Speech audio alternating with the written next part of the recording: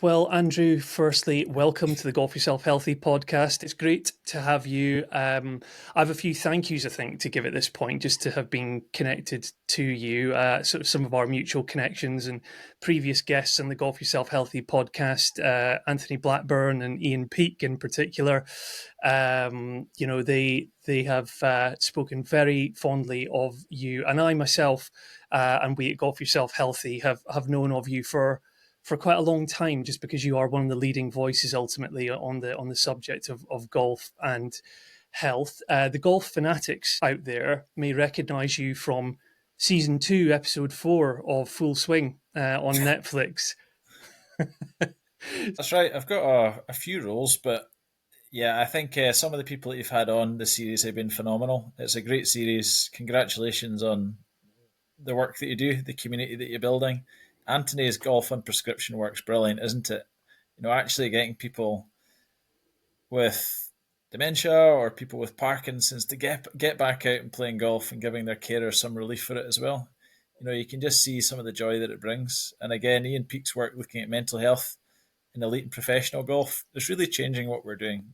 So they've been great guests to have on. And I think some of the work that I do is I'm a boring old scientist and general practitioner. So what we try and do is produce the research to try and work out whether golf has got health benefits or not. And indeed, actually, all the research that we've done shows it adds years to life. It shows that you've got a range of physical health benefits. So although you might get athlete's foot, although there is some risk of injury, you're 30% less likely to die early, 30 to 50% less likely to get heart attacks, strokes, type 2 diabetes, risk of falls goes down dramatically, and it's really good for the brain. So the science is pretty clear. You can decrease your risk of anxiety or depression or dementia and all these things through physical activity and golf. And I think, as you said, with I work as the Chief Medical and Scientific Officer of the DP World Tour. So we help with their strategy, we help with some developments, we try to work out how we can best support the golfers and be at their best beyond that. And then also just thinking about the operational delivery, making sure that we've got the right gyms, the right nutrition, the right sports doctors, physiotherapists, S&C nutrition for our DP World Tour events, for our Ladies European Tour events, for the Open, the IG Women's Open, and various other things. So learning every day. It's great to be in the golf industry, and thanks for the chance to share some of this stuff. Yeah, well, I certainly concur with the sentiment that it's a great place to be, golf, to play it, to be around it, and to work in it. So, like I say, very grateful you're here. I mean, I will be in the show notes of this episode, putting in the link for my listeners to check out the Golf and Health Report, which I think was that 2020 that was published, Andrew, or there or thereabouts. That's right. So the Golf and Health Report with our partners at the RNA just looks at the key questions about golf and health and summarised it at that point. But also the www.golfandhealth.org website has updated resources, so tells news stories, just shares new research. And if you've got any question about golf and health, you can kind of look to see golf's benefits for longevity, golf's benefits for physical health, mental health, even major events that are promoting health. Do you know the average spectator at our tour event get 11,500 steps? So while you might enjoy watching the football and the rugby, it's only really golf that people get real, tangible, concrete health benefits from attending. Politicians and the chief medical officers are always talking about getting your 7,500 or 10,000 steps. The average golf spectator gets that in green space, connecting with friends and family, watching some great golf, but getting some health kicks as well. Yeah, I'm going to ask you about this one about spectating, because that really stood out to me when I was reading this report. Now, I, for one, again, I probably put myself in the camp of a bit of a golfing fanatic. I love just about anything to do with golf. And, if I think about a few times that I've been to watch live golf before, it affords the opportunity to, like few other sports would, I think, to get up close with some of these elite professionals, hear the discussions they're having with their caddies, maybe learn from their mindset and things like that. But equally, the Golf and Health Report is framing it also around that kind of the steps that you're getting in and stuff. So I almost wonder, when you're in conversation with your colleagues at the RNA, like you are, whether it's the Open or any other RNA sanctioned event, what is is there actually an intentional objective to use watching live golf and spectating as a means to get people into the game, get them interested. Absolutely. So I think the number one thing is it's a golf competition. So looking to provide a fantastic platform to allow the players to be at their best. But also, if we have got this chance to have 250,000 people on site, why don't we actually sell in some health benefits and give them that information? Because if you do that, and the Open have done this, systematically over the last 6 or 7 years, there's information about the red route. If you actually follow the 18 holes, you'll get somewhere between 12 and 13,000 steps. Can you beat Rory? Okay, you might not at Portrush be able to score better than him, but can you get more steps and get those same health benefits that you've got? So the messaging at the Open is really consistent on the health benefits of golf, on the health benefits of spectating. They also provide some information about preventing skin cancer. So the R&A do a great job on this, and they do it not only at the Open, but the likes of the IG Women's Open, the G4D, the Rolex Senior Open, where again Carnoustie were phenomenal in their work on sustainability, on their work on health. And I think that the golf industry is actually pretty good at this overall. The World Health Organization invited me to speak at their conference on sport and health, and golf was invited. FIFA were invited as the hosts of the World Cup, and the IOC presenting on the Olympics as well. So I think that there's more to be done, but there's some good stuff that golf can celebrate in actually just going to event and watching some of the best golfers on earth, but also maybe treating yourself to a bit of better health as well. And people keep going. So if they get that message from our leading players like Nelly Korda or Rory McIlroy or Annika Sorenstam, in the day, these people feeding that message in, when we surveyed them 3 months later, people had got the messaging from the golfers were 30% more likely to be more active in their daily life. So sustained health benefits beyond the event as well. Mm. Yeah, I mean, again, I'm looking at the report. And some of the, some of the most eye-opening kind of headline stats from me. 80% of golfers are happier with their social life compared to 60% of the general population. 51% of the general population consider themselves to be in good health, but this rises to 72% of golfers. Not only does the statistic itself stand out to me, Andrew, but there's something, and there's another thing I have here, right? So, this particular issue of the PGA Golf Business Quarterly magazine, talking about this whole issue dedicated to golf health and well-being, there was a line in there that I find really fascinating that I want to ask you about, which I think it said something. It was either maybe a quote from you or someone else that's contributed. I can't remember. Basically saying, all this scientific evidence and all these publications are showing and proving that golf is good for you. But actually, the industry at large or golf at large hasn't always been the best at articulating that.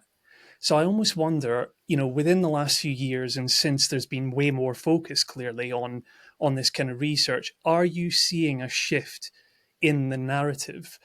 Because I've had guests on this podcast before who talk about if golf clubs, for example, were to bake in health and well-being narrative into their marketing efforts to attract people in, it could have a galvanizing effect on getting more people into the game. And if I'm honest, I'm not seeing that to the extent that I might have expected. But are you? The number of people playing golf is going up, and that's only a good thing for doctors because hopefully it means we're going to treat less patients.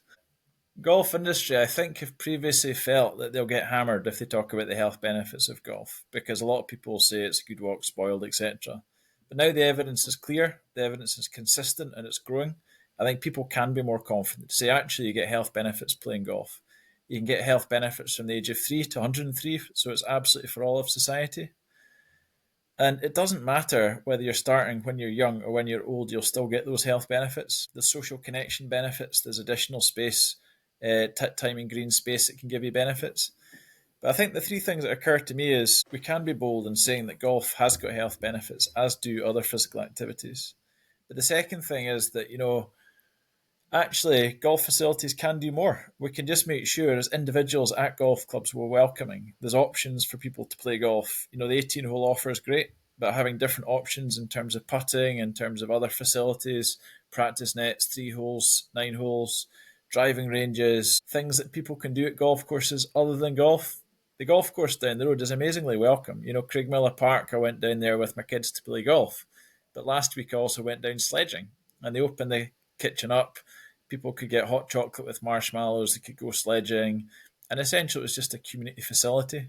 So I think that being welcoming, making sure there's opportunities for everyone to do things that they enjoy, be that physical activity, be that golf, are really important. And there's an international consensus in golf and health that shared key lessons for folk as golfers to maximise the health, which is essentially playing more often.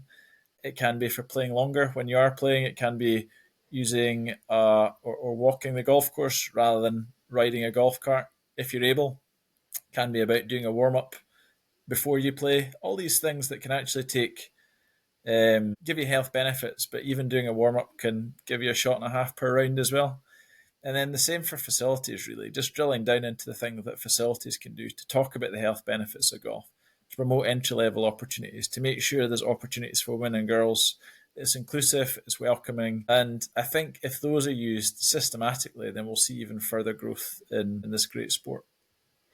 Yeah, the thing you said on the warm up there is very interesting because I think it was season 2 with Ed Voss of this podcast. He's a physiotherapist, and he came on, and one of the most resounding sound bites that we got out of him was exactly what you've just said around the shots that you save with the warm up. And he was talking about how some of his golf physio patients, clients that he works with, may tell him, I don't want to do a warm up because I think I look like a bit of a plonker, basically. You know, I don't want to. It's kind of like feeling a bit self conscious when you're standing in the first tee. But I think if you can push through that, then I think that you're talking golfers' language there. That's their currency, right? Sort of, shaving off a few shots. So just the other thing that will maybe tickle you slightly, and I've been toying with this for a while.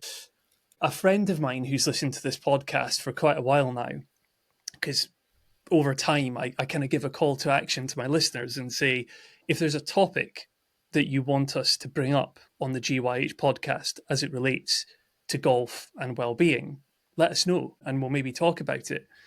He emailed me and said, Chris, can you run an episode designed for the wives out there who don't actually fully understand why it is that we disappear off for 5 or 6 hours on a weekend or whatever to play golf? And I kind of thought, I'm not touching that with a barge pole because I don't want to cause divorces.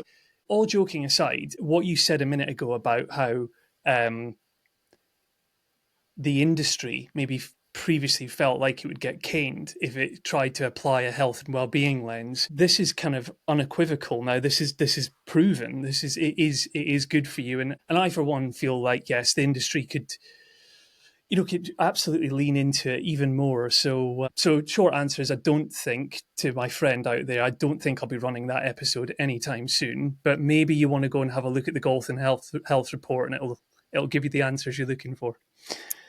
Absolutely. And I think that's it. I think the golf industry must and is prioritising making sure that everyone's got the opportunity. Hopefully there'll be a time, 20 years from now that participation's 50% female, 50% male, or whatever it is, but everyone's had that opportunity to play, everyone's had that opportunity to understand the health benefits that are there and that they've grabbed them with both hands.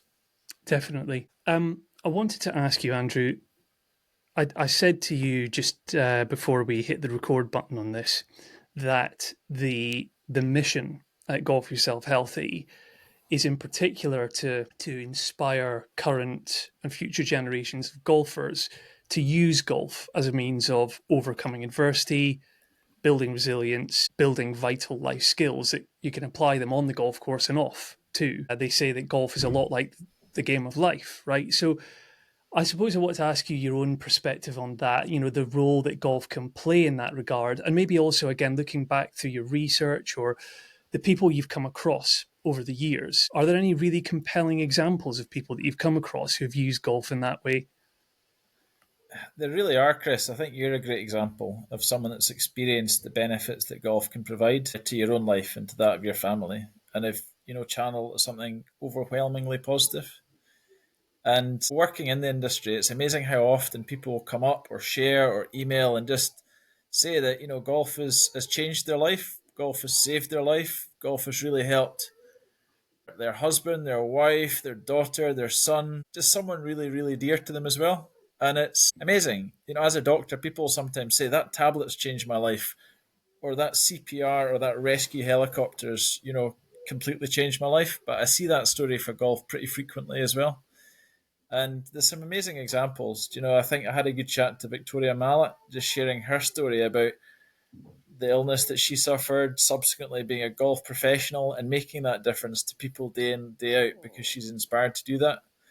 Again, if you look at stories from Mulligan, again, that's a terrific resource talking through 18 golfers who talk about their ability to achieve their goals and how golf and golf competition has really changed their life as well. So no matter where you go in the world, I think there are these stories and things that we can take heart from.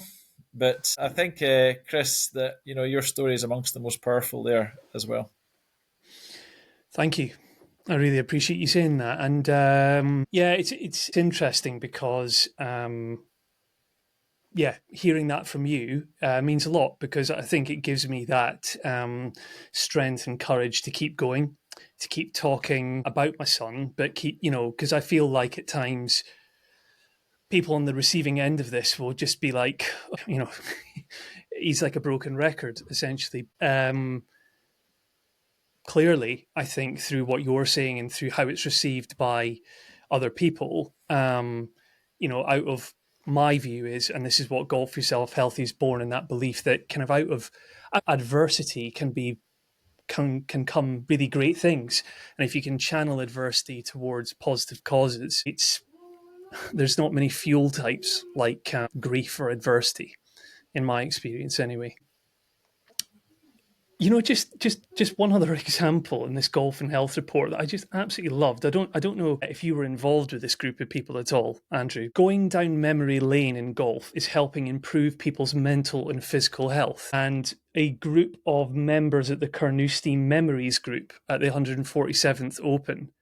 Now I just loved that because I have previously had a segment in this podcast that I've called Golf Yourself Nostalgic because for me, I thrive in nostalgia. That feeling I get when I think of a happy memory or go back to a certain place that holds fond memories for me, especially in a golfing context. But to see that on that piece of research again it was really eye opening. Yes, and Lorraine Young and the team have done a brilliant job with Golf Memories Carnoustie. And Carnoustie in general is amazing. If you look at the women and girls program, if you look at the number of junior golfers that are playing, if you look at the health benefits for caddies that they've demonstrated there, some of the sustainability initiatives, it's amazing. But I absolutely love the Golf Memories work that Lorraine and the team have put together, the books that they've produced, the stories that come out of it, the events that you can attend. And I think Golf Memories are springing up everywhere. There's chapters in St Andrews and Troon and various different parts of the world, even America, that have got hold of those stories. And it's because it works and it's because it makes people happy as well. And I think, Carnoustie is not without its golf memories, is it? So I guess Oh, you've got that really powerful narrative of the golf course that's just there as well as further afield as well. yeah. It's another story that I think about with this is so you and I, we're both Aberdonians. We can relate to each other on that level and on other levels too, I'm sure. But I was back up in Aberdeen earlier this year visiting my mum, who still lives up there. And a good family friend of ours, a guy called Drummond, who I think is in his late 80s now, he was my granny and papa's neighbour. So I've known this guy from when I was a tiny wee kid, right? And he was over at my mum's house and I hadn't seen him in a long time. He's fit as a fiddle still, but he was a long standing member and past captain at Royal Aberdeen. And he still has his social membership at Royal Aberdeen. So he'll go in there on the regular for lunch and he'll sit down with his pals, and just sitting in my mum's living room and chatting to him about all these golfing memories of days gone by, like of either him playing or talking about when some of the greats of the game had come and played at Royal Aberdeen. It was just that for me was it was living proof there, like I'm reading about here, that's another manifestation of how golf is good for you, right? So incredible to see that written down in the research. The maybe one of the final things I wanted to get into with you today was just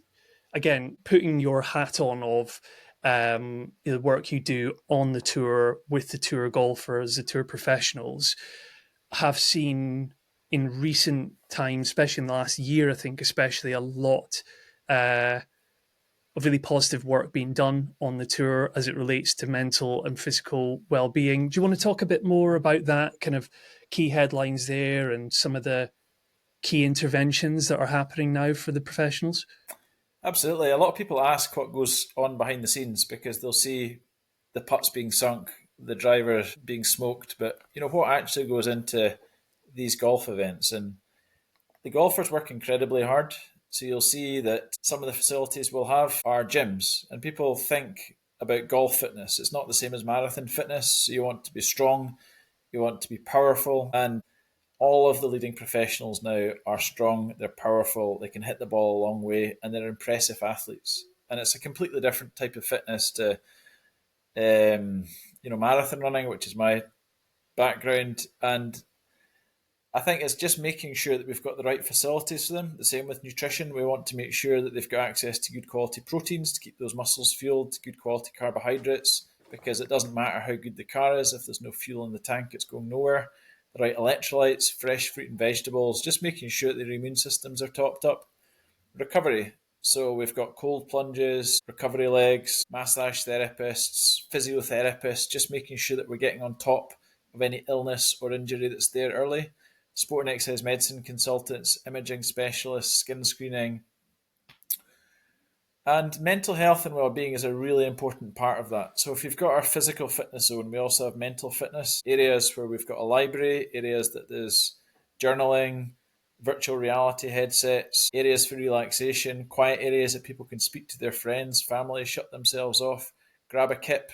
Often people are playing pretty jet lagged, so they're traveling to a different part of the world and having to play straight away.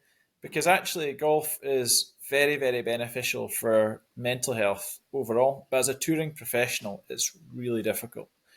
It sounds glamorous, and a lot of the players don't want to complain because of this, but you're away from your family for 30 weeks of the year. You're in different environments. There's a lot of friendly faces, perhaps not your true friends. And there's a lot of pressure. If you don't play well, you don't earn, you then may feel a sense of guilt regarding letting family down, letting your coach or your caddy or your professional team down as well. So, it's an incredibly demanding existence that I think John Fry and his work at Meyerco College, the likes of Margot Mountjoy and Will Winterby and Ian Peake have done a great job in helping us understand. And actually then just putting in place facilities and people to support our players, be that psychologists, psychiatrists, sport and exercise medicine doctors. And the most common issues that we see in our pro players, the number one is hand and wrist issues. Number two is mental health and well-being. Number three are lumbar spine issues. So you can see how important it is that we are looking after physical health, but mental health is just as prominent for us as well. Absolutely. No, that sounds like a wonderful facility that you've built out there. And yeah, it's something, you mentioned Ian Peake there. Like I said before, I found it really interesting what he was sharing in that regard as well. And how hopefully, by the sounds of things, not only are you and your colleagues on the medical side actually putting the facilities and infrastructure there around the professionals now, they are seemingly feeling more and more like they can open up and talk about these things as well. Because on the surface, from the outside looking in, it can seem glamorous. And this typical thing of fans of the game, whether it's football, golf, whatever, these high paid athletes, I dare say, in the same way that the golf industry has been too afraid to talk about the health and well-being benefits, maybe the professionals feel too like they would get panned for talking about the challenges they're going through. But the reality is they are human beings. Hopefully the tide is turning and that they feel like they're being heard. I hope so, because as you say, believe it or not, they are humans and they are living in a goldfish bowl. And if I lived with the degree of scrutiny that a lot of our athletes have, it'd be quite uncomfortable. So there are obvious benefits to the lifestyle that a lot of the players have, but it is really difficult as well. And I think it's right that we listen to the players, we put the things in place that are helpful, but also it's a bit of a community. The players are pretty good at looking out for each other. Caddies, players look out for each other. Hopefully, we do the same as staff as well. Yeah. And I think the golf community probably needs to appreciate that as well. How can we interact with these people on the fairways? How can we interact with these people on social media? How can we recognize that the humans as well as phenomenally good at golf? And it's uh, it's actually, I've stood on a tee at golf tournaments before. I'm not a good golfer myself, but occasionally I'll, you know, play in events or support programs, etc.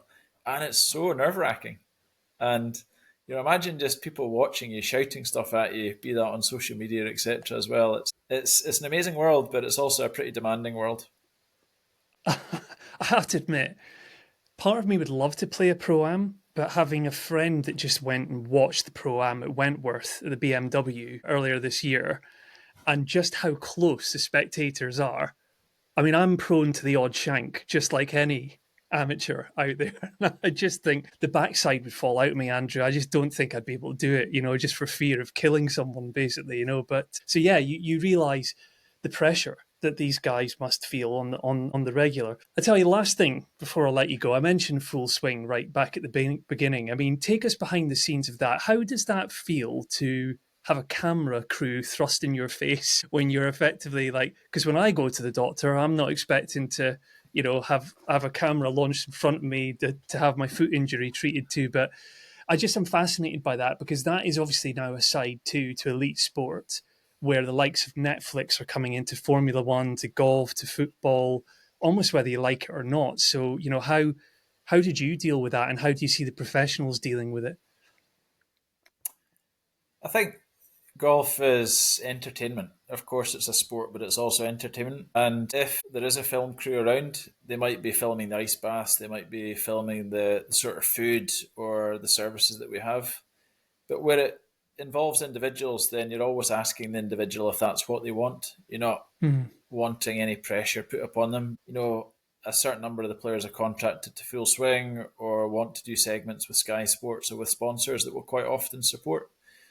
So we're pretty comfortable doing that. Again, if it's something that the athlete wants, then we'll try and ensure that the segment looks as good as it can, and that the story comes out to give a bit of behind the scenes as to what Tom achieved at the Open, or what other people have achieved at Ryder Cups, Open Championships, or Tour Finals, etc. So I think hopefully those insights are helpful. We have got a chance quite often on the broadcast to talk about the health benefits of golf, about the health benefits of spectating, about the things that can help players be at their best as well. But I guess there's nothing quite like a human story and a golfer in front of you to grab the eyeballs and to bring something to life. Yeah, absolutely. Well, that's what we're about too, as well. GYH is that storytelling and that human element and bringing it all to life. So, we'll leave it there, Andrew. Exceptionally grateful you've come on and given up your valuable time because I know you're a busy man. But thank you, and hope to see you in the new year. Keep up the great work, Chris. And to the listeners, please do listen to the rest of the podcast. They are terrific. Some of the other great things are golfandhealth.org, so www.golfandhealth.org. There's also Golf Health and Performance. And also, there'll be a third International Congress in Golf and Health in Edinburgh in March and April that we hope to see a few of your listeners at as well.